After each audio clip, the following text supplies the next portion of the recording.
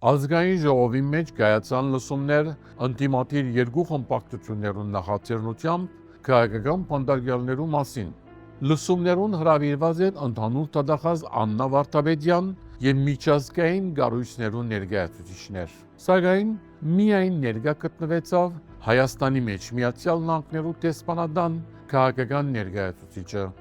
իսկ իշխանական պատգամավորները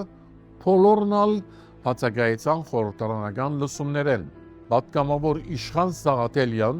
ընդդիմադիր քաղաքական բոլոր ուժերուն դիմեց համագործակցության առաջարկով զերծ մնալով իրարու դեմ հակակառուցությունե ան համախմբվելու եւ նախընտրական ընտրական եւ հետընտրական հոլովույթները վերահսկելու, ինչպես նաեւ եկեղեցին եւ քաղաքական բանդարգալները պաշտպանելու գոչ կատարեց։